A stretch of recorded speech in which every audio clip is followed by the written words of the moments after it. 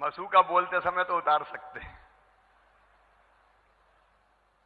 बोलिए भारत माता की। अरे जैसी हो, आज राष्ट्रपति जी आए। भारत माता की। राजा संग्राम शाह की, राजा दलपत शाह की, वीरांगना रानी दुर्गा पद की, राष्ट्रपति महोदय की। मंच पर विराजमान आज हम सबके सौभाग्य से एक ऐसे पवित्र कार्य के लिए आए हैं जिससे हम सब गौरवान्वित हैं। सिंगौरगढ़ किले के संरक्षण के कई कामों का आज अपने शुभ हाथों उन्होंने शिलान्यास किया है। भारत के महामहिम राष्ट्रपति श्रद्धेय श्रीमान रामनाथ कोविंद जी, एक बार दोनों हाथ ऊपर उठा के ताली बजा के उनका स्वागत कीजिए, अभिनंदन कीजिए। आपका स्वागत है। हमारे बीच उपस्थित मध्य प्रदेश की और उत्तर प्रदेश की यशस्वी राज्यपाल आदरणीय श्रीमती आनंदीबेन पटेल जी, उनका भी तालियां बजा के स्वागत कीजिए, अभिनंदन कीजिए। प्रिय बहनों, भाइयों, भांजे भांजियों, मामा का भी दोनों हाथ जोड़ के आप सबको प्रणाम, आप सबको नमस्कार। सचमुच में आज का दिन अद्भुत दिन है। महामहिम का तो अभिनंदन है, पधार के उन्होंने इस धरा को धन्य किया है। ये जंगल, ये जमीन, ये जल, ये जन सब हमारा, और इसलिए भारत सरकार ने तय किया था जब माननीय अटल बिहारी वाजपेयी जी भारत के प्रधानमंत्री हुआ करते थे कि जिन जनजातीय भाई और बहनों का बरसों से जंगल की जमीन पे कब्जा है, उनको 2005-2006 के पहले तक उन सबको वनाधिकार पत्र पट्टा दिया जाएगा। पिछली सरकार में बंद हो गया था, हमने फिर चालू कर दिया। 30,000 भाई बहनों को अभी दिया है और प्रशासन को सीधे निर्देश है कि अगर कोई और छूट गया हो तो फिर से उसका नाम जोड़ के उनको वनाधिकार का पट्टा प्रदान किया जाए। कोई आदिवासी भाई, जनजातीय भाई और बहन अपने अधिकार की भूमि से वंचित नहीं रहेगा। मेरे मित्रों, आप सबको बताते हुए मुझे गर्व है, एक नहीं अभी हमने अपने जनजाति बच्चों को देखा था, उनको हमने सम्मानित किया है। 99% नंबर ला रहे। ये मध्य प्रदेश सरकार ने यहां तय किया कि हमारे आश्रमशाला, हमारे छात्रावासों में जो बेटा बेटी रहते हैं, जनजाति बेटा बेटी, उनकी पढ़ाई लिखाई में कोई कसर नहीं आने देंगे। और उनकी छात्रवृत्ति एक जमाने में कभी 300 रुपया मिलती थी, बढ़ाते बढ़ाते हम 1230 और 1270 तक ले गए थे। लेकिन इस साल बालकों को 1300 रुपया और बालिकाओं को 1340 रुपया प्रति माह ये छात्रवृत्ति दी जाएगी, ताकि हमारे ये बच्चे लगातार पढ़ते रहें और आगे बढ़ते रहें। हम लोगों ने यह भी फैसला किया कि कई बार कॉलेज में पढ़ने वाले बेटा बेटियों के लिए छात्रावास की, हॉस्टल की व्यवस्था नहीं हो पाती, उनको किराए का कमरा लेके पढ़ाई करनी पड़ती है। हमने तय किया था, पिछली सरकार में बंद हो गया था, मैं आज फिर कह रहा हूं कि ऐसे सारे बेटा बेटियों को अगर वो किराए का कमरा लेके भी संभागीय मुख्यालय, जिला मुख्यालय या विकासखंड मुख्यालय पर रहते हैं तो संभागीय मुख्यालय पे 2000 रुपया प्रति माह किराया का भुगतान किया जाएगा।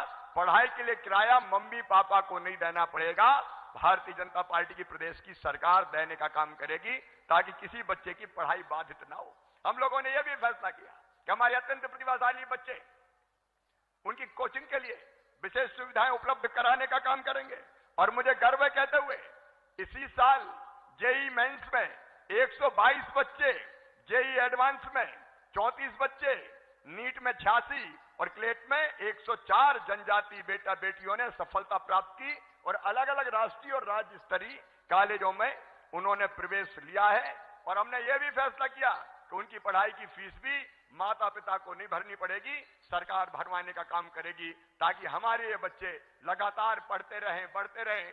मेरे बहनों और भाइयों, संबल नाम की योजना हम लोगों ने प्रारंभ की थी। बहन मीना सिंह जी बैठी है, हमारी जनजातीय कार्य मंत्री, बीच में बंद हो गई थी 1.25 साल।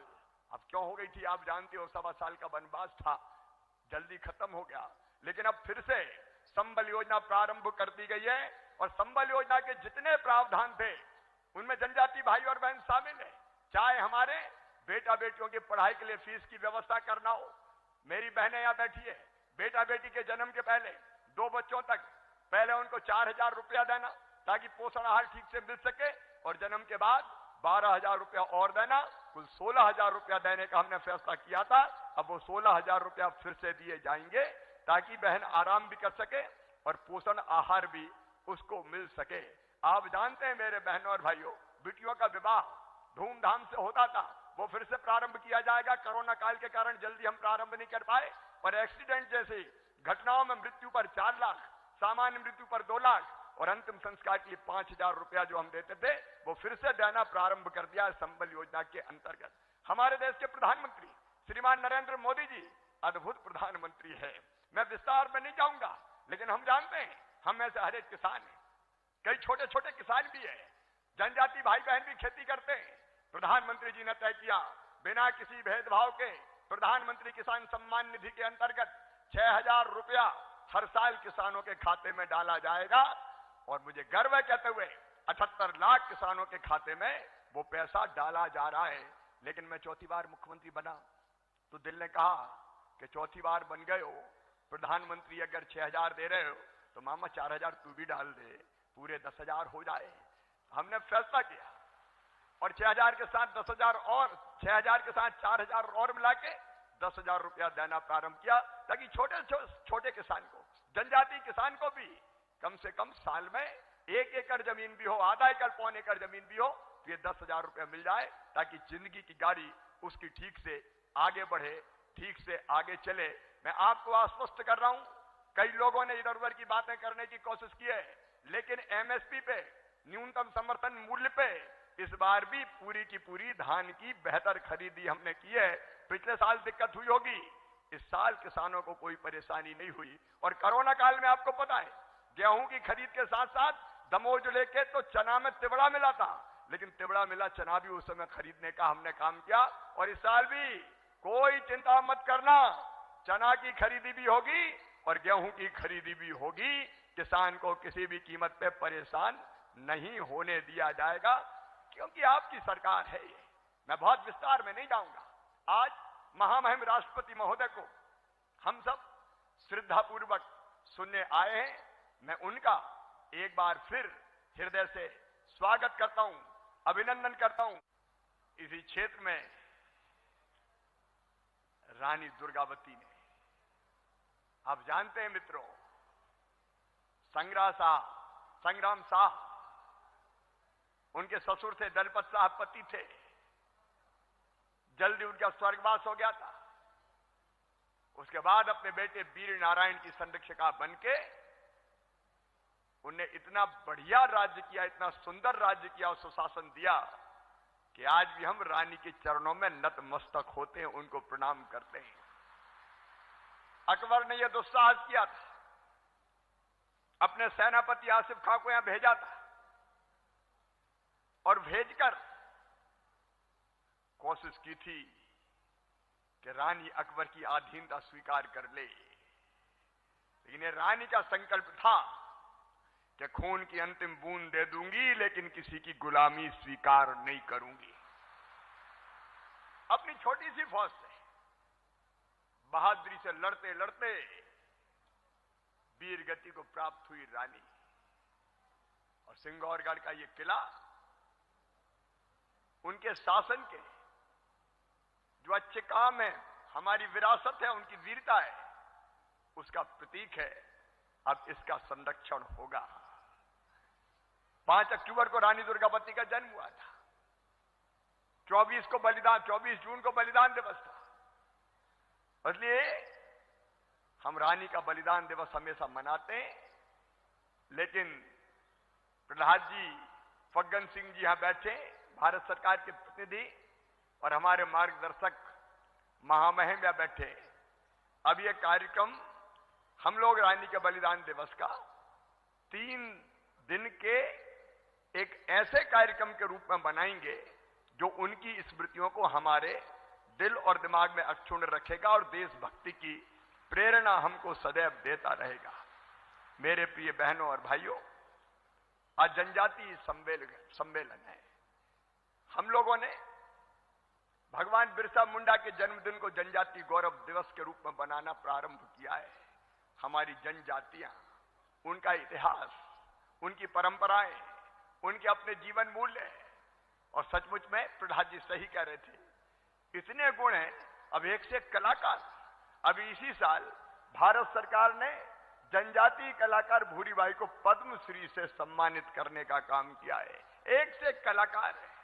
हमारी ये संस्कृति, परंपराएं और जीवन मूल्य ये लगातार बनी रहे और लगातार बढ़ती रहे, इसके लिए मध्य प्रदेश सरकार भी कोई कसर नहीं छोड़ेगी। हमारे विधायक मित्रों ने कुछ काम का आग्रह मुझसे किया था, लेकिन फिर किसी अवसर पर हम उस पर चर्चा करके आगे बढ़ेंगे। लेकिन मुझे बताया कि चौरई पंचायत में जवेरा ब्लॉक में बड़ा देव का मंदिर हमारे जनजाति भाई बहन बना रहे हैं। उस मंदिर को बड़ा देव का मंदिर बनाने को भी आवश्यक सारी सहायता प्रदान की जाएगी, ताकि हमारे बड़े देव का भव्य मंदिर बन सके। और उसके साथ साथ हम सब खैर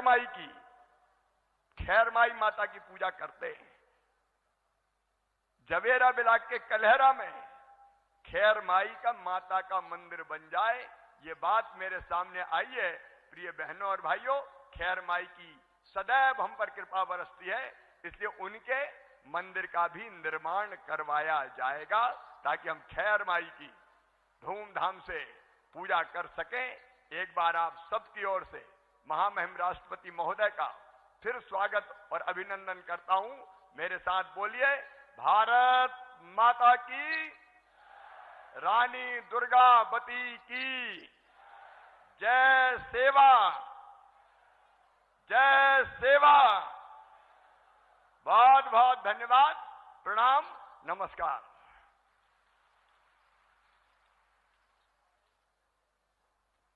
बहुत बहुत धन्यवाद। प्रदेश के लाडले यशस्वी मुख्यमंत्री श्री शिवराज सिंह चौहान का उद्बोधन अभी आप सुन रहे थे।